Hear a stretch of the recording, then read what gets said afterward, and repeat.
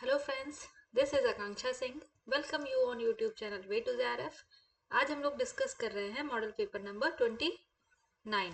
तो model paper number जो 29 है, ये जो क्वेश्चन है इसमें ये सारे होम साइंस से रिलेटेड। आप अगर किसी भी competitive exam, TGT, PGT, LT, JIC, net, JRF, कोई भी एग्जाम आप दे रहे हैं तो उसमें ये आपको हेल्प करेंगे। और उससे पहले चैनल को सब्सक्राइब जरूर कर लीजिएगा, क्लास को अपने फ्रेंड्स के साथ शेयर करिए, लाइक करिए और कमेंट करके बताइए आपको क्वेश्चंस कैसे लगे। हम स्टार्ट करते हैं। हमारा पहला क्वेश्चन क्या है? BARS is a tool used for. जो BARS जो है ये एक टूल है, इसका फुल फॉर्म क्या है? Behavioural appraisal rating scale. तो ये टूल जो है वो किस चीज के लिए यूज किया जाता है? ऑप्शंस क्या है? Checking quality of food, designing layout plan, performance appraisal या फीडबैक कम्युनिकेशन। BARS जो है ये परफॉर्मेंस चेक करने के लिए कि जो भी आप काम कर रहे हो आपका परफॉर्मेंस कैसा है उसको चेक करने के लिए ये रेटिंग स्केल है, जिसमें 0 to 10 तक पॉइंट होते हैं। उस पॉइंट के अकॉर्डिंग आपकी परफॉर्मेंस को रेट किया जाता है। उस रेटिंग के अकॉर्डिंग आपकी परफॉर्मेंस को मार्क्स दिए जाते हैं, that is performance appraisal. Next question, putting the last as first means. Putting the last like एक सिस्टम है, जैसे क्या है? सोर्स है, फिर यहाँ से सेंड जो सोर्स हो सका हो गया, या फिर इसको हम बोलते हैं मैसेज है, सेंडर है, लास्ट हमारा क्या है? रिसीवर है, और उसके बाद फीडबैक है। तो जो ये लास्ट वाला है BAC के, तो जो ये लास्ट है इसको हम एज अ फर्स्ट स्टेप रखेंगे। इसको क्या, इसका क्या मतलब है? ये हमारा क्या है? कम्युनिकेशन का मेथड है। या जो हम बात करते हैं ना लॉस वेल्स मॉडल, ये भी एक हमारा कम्युनिकेशन का मॉडल है, जिसमें हमें लास्ट स्टेप को एज अ फर्स्ट स्टेप फिर से स्टार्ट करते हैं। उसको हम क्या कहते हैं? ऑप्शंस क्या है? Reversal in learning, destination, blueprint approach या कंटेंट सेंट्रिक टीचिंग। तो इसको हम कहते हैं रिवर्सल इन लर्निंग। हमारा जो ऑप्शन ए है ये सही हो जाएगा। Next question, infestation of which worm is responsible for the cause of anemia in rural population। Rural population में जो एनीमिया का मेन कॉज है वो क्या है? किस वर्म की वजह से, या किस मेन कौन सा वार्म इन्फेक्शन है जिसकी वजह से रूरल पॉपुलेशन में एनीमिया होता है? और इसमें एनीमिया में कौन सा एज ग्रुप है? जो बिलो 5 ईयर्स हैं, जो बिलो 5 ईयर के बच्चे हैं वो ज्यादा इन्फेक्टेड होते हैं। तो ऑप्शंस क्या है? Round worm, hook worm, thread worm या टेप वॉर्म। तो ये ऑप्शन जो है वो हो जाएगा हुक वॉर्म। हुक वॉर्म क्या? हुक मीन्स ये ऐसे सिक्कल के जैसे या हंसिया के जैसे या हुक के जैसे वॉर्म होते हैं, जो क्या है? ये इस मिलनी है मिट्टी में पाए जाते हैं, डस्ट में पाए जाते हैं। और जब बच्चे बिना चप्पल पहन के मिट्टी में खेलते हैं तो ये हुक वॉर्म जो है स्किन से पेनिट्रेट करके बॉडी में आ जाते हैं, और ये ब्लड सेल्स को डैमेज करने लगते हैं। जब ब्लड सेल्स डैमेज होने लगती है तो क्या होगा? हीमोग्लोबिन लेवल कम होने लगता है और एनीमिया कॉज करता है। तो hook worm is the main reason for anaemia in rural population. तो बी ऑप्शन जो है ये सही हो जाएगा। Next question, following is not a method of nutritional assessment using anthropometry. Anthropometry means body measurements.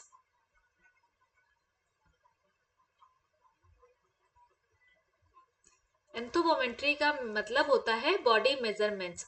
तो हम न्यूट्रिशनल असेसमेंट कर रहे हैं बॉडी को मेजर करके। बॉडी मेजरमेंट्स में क्या आएगा? Height, weight, waist circumference, skin fold thickness और मिड अपर आर्म। ये सारा क्या है? ये हमारे बॉडी मेजरमेंट्स में आएंगे। इसको एक टर्म, इसको क्या बोलते हैं? एंथ्रोपोमेट्री। ऑप्शंस क्या है? Skin fold thickness, waist circumference, blood pressure, mid upper arm circumference, उसके अलावा height, wait.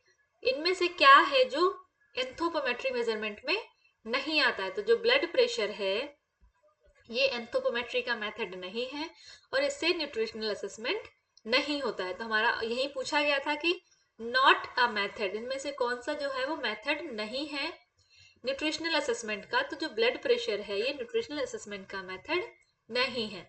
Next question, the hippocampus is found in, hippocampus किस में पाया जाता है?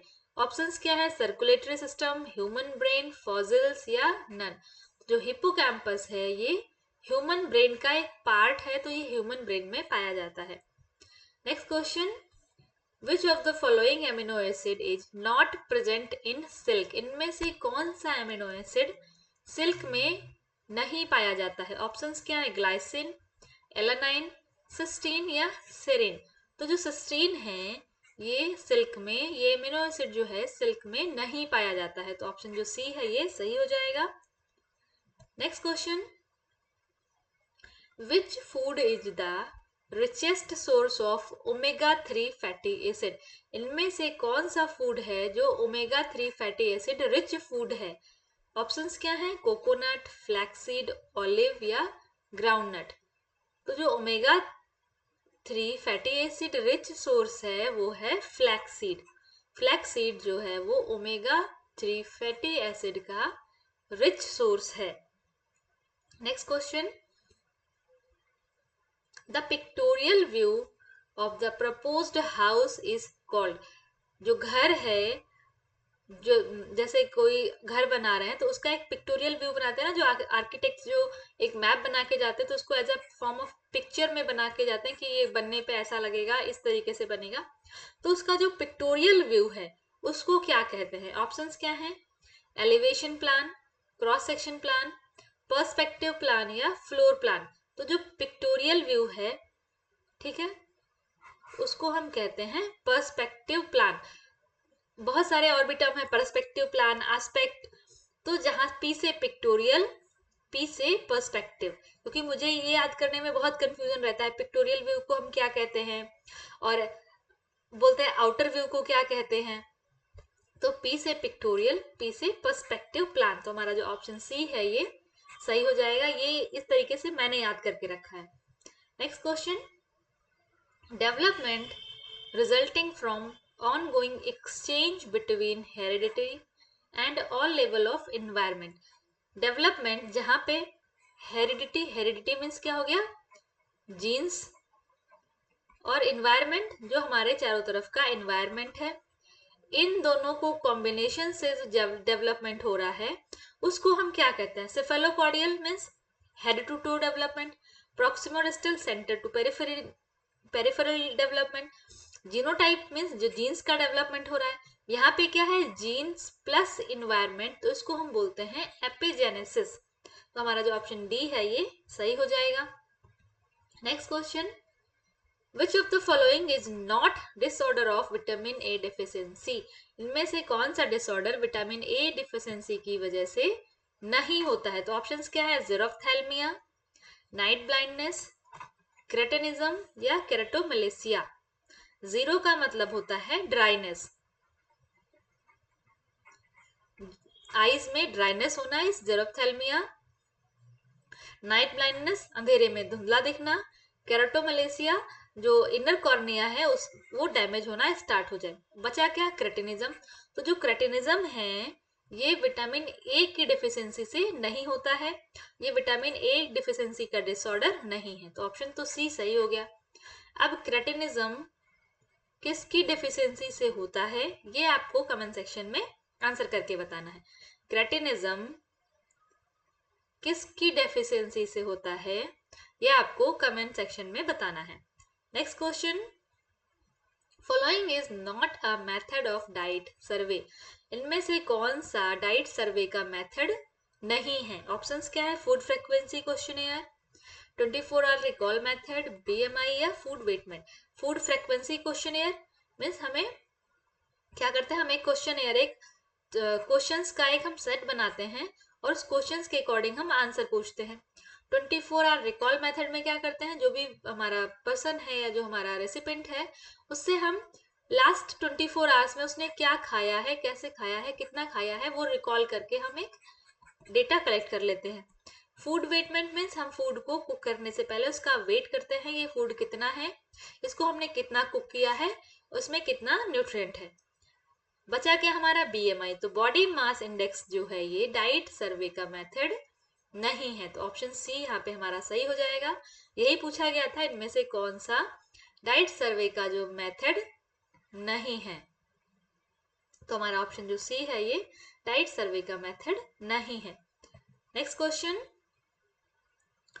Involves universal and irreversible changes due to genetic programming. Genetics या genes की वजह से जो चेंज हो रहे हैं, या इसको हम बोल सकते हैं जो एजिंग हो रही है, जैसे जैसे एज बढ़ रही है, एजिंग हो रही है, जेनेटिक चेंज हो रहे हैं जो कि यूनिवर्सल है, एजिंग हर किसी को होती है। इरिवर्सिबल है, जिसको इरिवर्सिबल या बदला नहीं जा सकता है, एजिंग जो हो रही है वो होएगी ही। तो इसको क्या कहते हैं? ऑप्शंस क्या है? Pragmatism, secondary ageing, imaginary audience या सेंसस। तो जो जेनेटिक प्रोग्रामिंग है, जेनेटिक प्रोग्रामिंग मीन्स जैसे जैसे एज बढ़ेगी, एजिंग बढ़ेगी, ये यूनिवर्सल और इरिवर्सिबल प्रोसेस है, या यूनिवर्सल और इरिवर्सिबल चेंज है, इसको बदला नहीं जा सकता है, तो इसको हम कहते हैं सेनेसिस। हमारा ऑप्शन जो डी है ये सही हो जाएगा। Next question, the educational and religion activity of family are part of. कोई फैमिली है, वहां पे उनकी एजुकेशनल एक्टिविटीज क्या है, उनकी रिलीजियस एक्टिविटीज क्या है। देखो, आप अगर कोई फैमिली है, उनके बच्चे कहाँ पढ़ रहे हैं, कैसे पढ़ रहे हैं, ये इनका अपना फैमिली का मैटर है। उनकी फैमिली में क्या रिलीजन है, उनकी रिलीजियस एक्टिविटीज क्या है, ये इनका क्या है, ये फैमिली का मैटर है। तो इसको हम क्या कहेंगे? ऑप्शंस क्या है? House hold environment, near environment, large environment या एक्सटर्नल एनवायरमेंट। जो चीजें फैमिली के अंदर हैं, एक्टिविटीज या ऐसे फैक्टर्स जो फैमिली के अंदर कंट्रोल हो रहा है, उसको हम कहते हैं नियर एनवायरमेंट। नियर मीन्स जहाँ पे पेरेंट्स के साथ साथ आपके जो भी फैमिली मेंबर है वो इन्वॉल्व हैं, उसको हम कहेंगे नियर एनवायरमेंट। तो हमारा ऑप्शन जो बी है ये सही हो जाएगा। Next question, dye which does not have affinity for cotton fabric.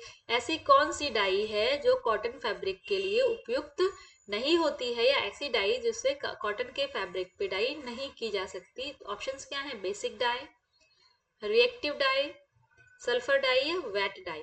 तो जो बेसिक डाइज हैं ये कॉटन फैब्रिक के लिए सुटेबल नहीं होती हैं, या कॉटन के फैब्रिक पे अच्छा कलर नहीं देती हैं। तो हमारा जो ऑप्शन ए है बेसिक डाई, ये कॉटन फैब्रिक के लिए सुटेबल नहीं होती हैं।